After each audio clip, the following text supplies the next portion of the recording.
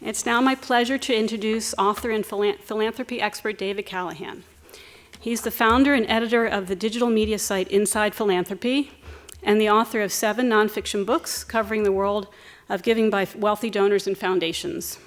With a PhD in politics from Princeton University, he's been published widely, including in the New York Times, USA Today, and the Washington Post. He served as a senior fellow at Demos, a national think tank he co-founded in 2000, and is a resident scholar at the Century Foundation. In his new book, The Givers, Wealth, Power, and Philanthropy in a New Gilded Age, he delves into the secret realm of elite philanthropists and the ways they shape government policy. You guys didn't know that was happening, right? It's a big secret.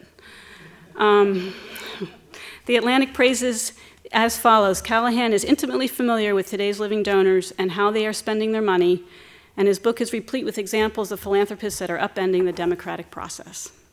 We're so pleased to have him here with us this evening. Ladies and gentlemen, please join me in welcoming David Callahan to the Free Library.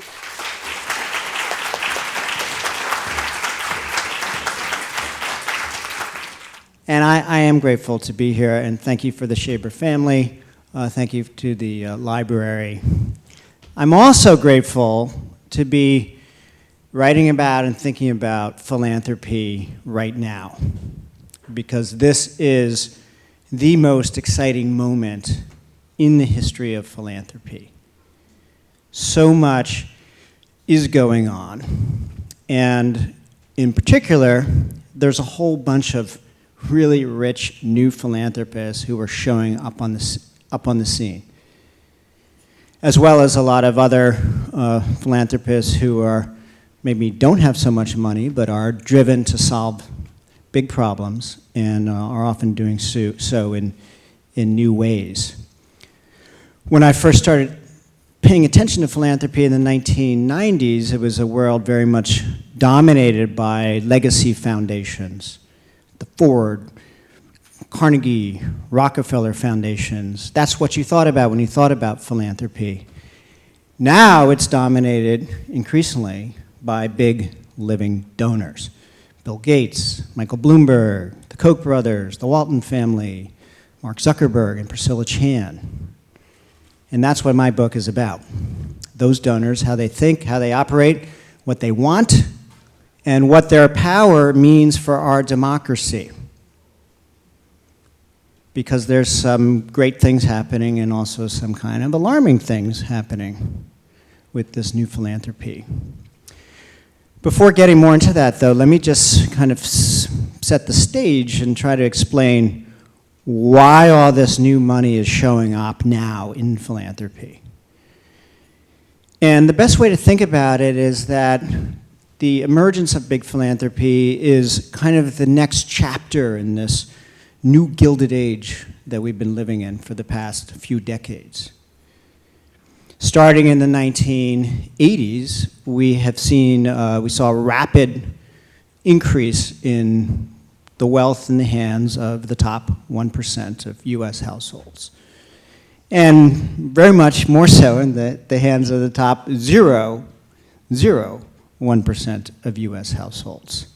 And that story of inequality, of economic inequality that's risen to record highs not seen since the robber baron era, we've heard a lot about it. But we haven't heard as much about how it is likely to translate in decades and centuries to come through philanthropy. Just to give you a sense of how big some of these, how big this growth of money in the top has been, let me give you a couple statistics. So in 1982, Forbes published its first list of the 400 wealthiest people in America. That list had 13 billionaires on it. The richest person on the list was worth $2 billion. You needed only $80 million to get onto the list. Fast forward to 2017, Forbes recently published its latest list of the 400 wealthiest people. To get on the list, you need $1.7 billion, which means that there's a lot of billionaires who didn't get on the list. And I mean, it's a It's a very sad story for those people left off. The wealthiest person on the list, who is Bill Gates, is worth $86 billion. And the combined net worth of the list is $2.5 trillion, which is about the same combined net worth of the bottom 60% of US households put together. 400 people who could fit into the ballroom of a hotel, worth as much as the bottom 60% of US households. Many of and in addition to those, by the way, in addition to those super billionaires, there's been a remarkable rise in the number of people who have a net worth in the tens of millions of dollars. One statistic that really kind of blew my mind was that a study in 2016 found that 70,000 US households have assets of $30 million or more, not including their real estate holdings, of liquid assets. That's a pretty large number of people who have quite a bit of spare change. And we're seeing a lot of those people who've turned to philanthropy. At the very top, many of those people on the Forbes 400 list have now signed the Giving Pledge. The Giving Pledge was developed by Warren Buffett and Bill Gates, rolled out in 2010 to encourage their fellow billionaires to give at least half of their wealth to philanthropy, to commit to doing that. And it's been remarkably successful. You now have about 150 billionaires, both in America and around the world, who've signed this Giving Pledge. So the amount of new money that's going to be coming in to philanthropy is quite remarkable. Some studies suggest that in the next half century, about more than $20 trillion will be coming into the charitable sector through what's been called the greatest transfer of wealth in the history of the United States. In this transfer of wealth, both to heirs and to philanthropy and foundations, is going to be happening at a time that government has fewer and fewer resources to get things done. And I'll say a little bit more about that in a bit. But so that's the backdrop of the rise of this big philanthropy that I describe in my book. And in the book, I talk about this as kind of a good news, bad news story. Because at some basic level, it's fantastic that so many wealthy people want to use their money to make the world a better place. What's not to like? I mean, for one thing, it's a way to address inequality. You know, the rich are actually going to give the money back. Mark Zuckerberg and Priscilla Chan in 2015 said that they would give away 99% of their Facebook stock, which was then worth $45 billion. It is now worth about $60 billion. All that money is going to flow into the charitable sector. So if you're worried about the concentration of wealth, and it's great to know that so many of these people are going to try to give some portion of that back. And many of them, when I talk to them or interviewed them or look closely at their motivations, they have the best possible intentions. Many of these people who've gotten fantastically wealthy feel a tremendous sense of obligation, responsibility to do something with their wealth, to give back. They know that they have been fantastically fortunate. They want to ensure that others have that same opportunity. Or they want to try to use their wealth to solve problems like around disease or global poverty. And many of these people, when you look at how they operate, are very inspiring. A lot of them have gotten wealthy because they are smart and they are sophisticated and they know how to get things done. They've built companies, they've managed people, they're innovators who've developed new products or kinds of strategies and services, Facebook as an example. And they are bringing that kind of innovation and that restless energy to the field of philanthropy, to social problem solving. A few examples. I discuss Michael Bloomberg's philanthropy in my book. Bloomberg made his fortune by transforming financial information services and Bloomberg terminals, which are used all over the world. And he made his fortune that way. And that when Bloomberg became mayor of New York in 2001, it was a big deal that he was worth $3 billion, billionaire mayor. By the time Mike Bloomberg left City Hall, he was worth $35 billion. Today, Mike Bloomberg is worth over $40 billion, and he is giving out money hand over fist, and doing so with remarkable effectiveness, because this is a guy who has built a global business, has run the largest city in America, knows data, knows how to manage, knows how to get things done. And he has invested much of his money in solvable problems. He's given hundreds of millions of dollars to try to reduce smoking deaths, tobacco-related deaths in developing countries. He's given many millions of dollars, hundreds of millions of dollars as well, to try to reduce road traffic deaths in developing countries. And the logic there is we know how to solve those problems. Rich countries have already figured out how to reduce smoking deaths and reduce traffic deaths. And so Bloomberg has sort of gone for the low-hanging fruit, in a way, using his philanthropic wealth. In the United States, he has taken a leadership position in the fight to curb climate change. Mike Bloomberg in 2010 became the single biggest donor in the history of the Sierra Club to that organization to help push along its effort to close coal-fired power plants. Bloomberg has given the Sierra Club $130 million to shut down coal-fired power plants.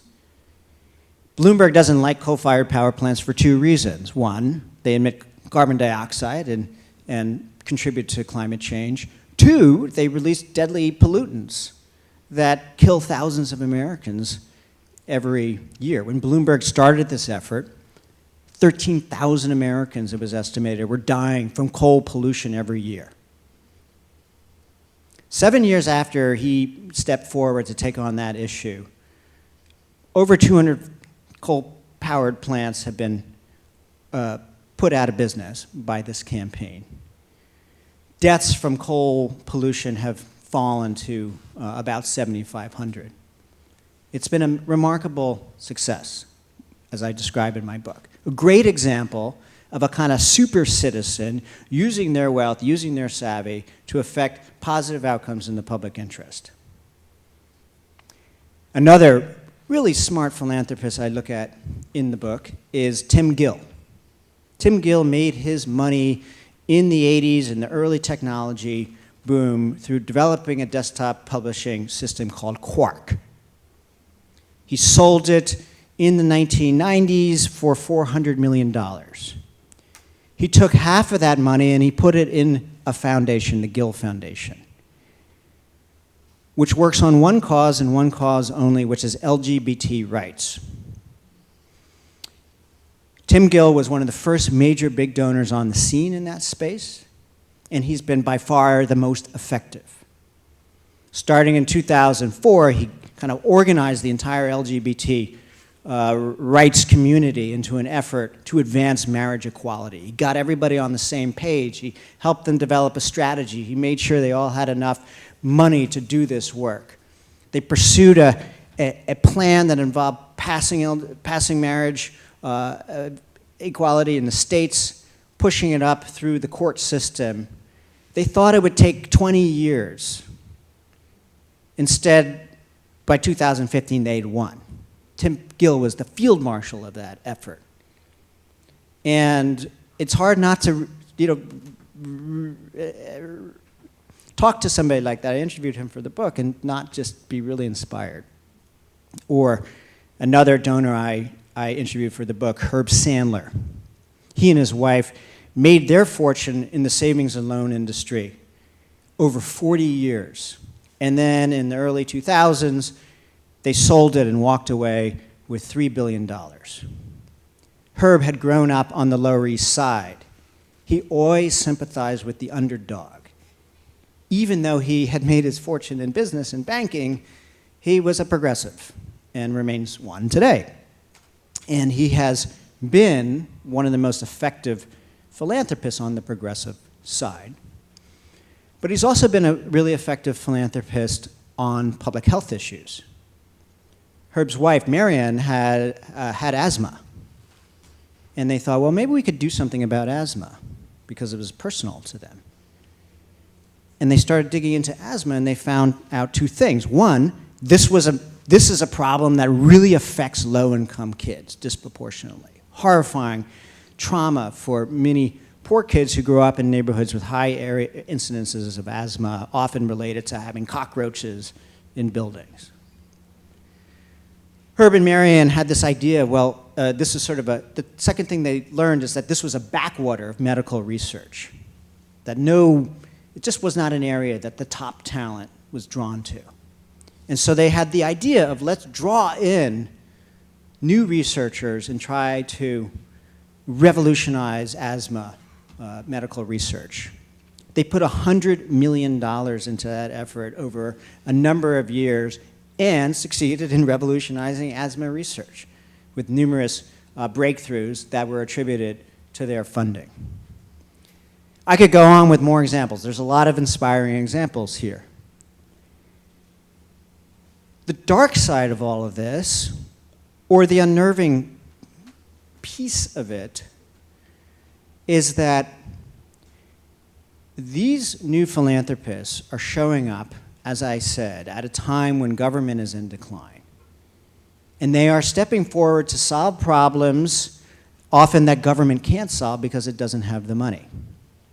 Because we've seen a decline in discretionary spending, federal discretionary spending. Long before Donald Trump came along, calling for draconian cuts in non-defense discretionary federal spending. That portion of the budget was already at the lowest level it has been at since the Eisenhower era. It's increasingly being crowded out by payments on the debt, by entitlements, and most of all by entitlements for the elderly. At the state and local level, the picture is very much the same, if not worse. Underfunded pension liabilities have created fiscal challenges at all levels of state and local government. And into this vacuum, with government kind of increasingly reeling, philanthropists have stepped, because they're the people who increasingly have some spare cash to try new things, to do new initiatives. And on the one hand, you feel this is great. They're showing up at just the right time. But with their largesse comes influence. And we're seeing this start to play out in more areas. One is education. State and municipal education budgets have faced cuts in many years. And in some cases, like here in Philadelphia, the situation has been quite dire. And so when private philanthropists show up offering to do things in the K-12 space, they tend to get a very warm welcome from public officials. But many parents and teachers have had a different reaction, because these philanthropists have shown up with very strong ideas for how education should go. They want charter schools, they want teacher accountability, they believe in testing, they want competition, they want market-based approaches to education, the same approaches that they have seen work in the business world. And because so many of these people are from the business world, they're sort of bringing these ideas to bear. Newark, of course, is now a famous example of an attempt to revolutionize a public school system using charters and teacher accountability measures, funded by Mark Zuckerberg, who put in $100 million, but also a number of other philanthropists. And the strategy was to kind of parachute in to bypass the local stakeholders who were seen as part of the problem, and turn the system upside down and make it a symbol of education excellence, urban excellence in America. Instead, the result was chaos. Tremendous pushback from the local community. A lack of buy-in resulted in people feeling like they had been cut out, that they weren't being made part of the solution, even though they had a lot of insights to bring. And that story is played out in many other places. New York City, where Gates came in with big money to try to change how schools operate with small schools. And in Washington, D.C., and in Detroit, which has been revolutionized by a charter law that philanthropists helped orchestrate. Betsy DeVos, our U.S. Secretary of Education, played a key role in that. Public education is seen by many Americans as the most democratic of areas of government. It's the place where parents feel often a most sense of connection to government and the public sector. And so there have just been a lot of legitimate concerns about whether billionaires should be playing this major role in our education system. In Los Angeles, where I live, Eli Broad, who made his fortune by building 2 Fortune 500 companies. He's worth $8 billion. He's helping orchestrate an effort to get half of all students in the K-12 system in Los Angeles into charter schools.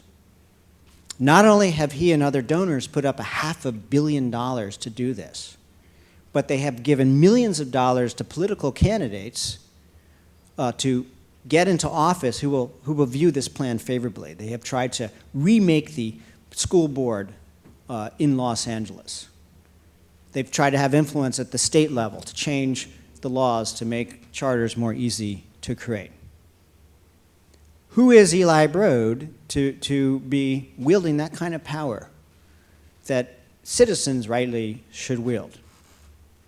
I put that question to Eli Broad. I said, well, who are you? Do you have that power? And he said, well, before we came along, the education reformers, this space was dominated by the teachers' unions. And they decided what got on the agenda and what didn't get on the agenda. And our money has sort of leveled the playing field and allowed more options to be available to parents, to policymakers.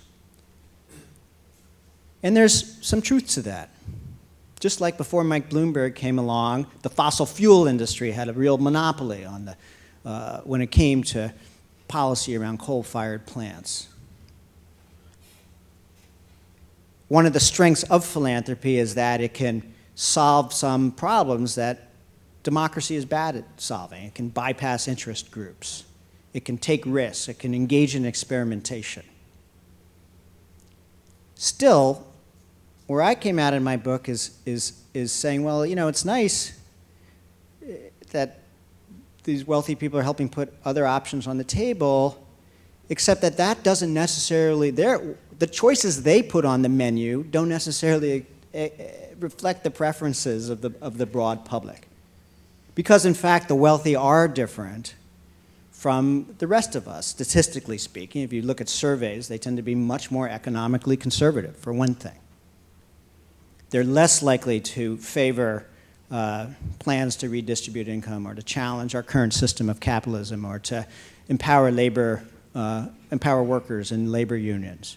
They're less likely to back raises in the minimum wage. They're less likely to challenge at all globalization or free trade. They are the winners of the current form of capitalism, so it's not so surprising that they're generally think positively about it.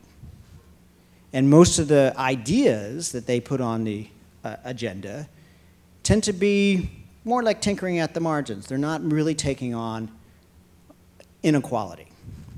And so, and not only that, but a lot of these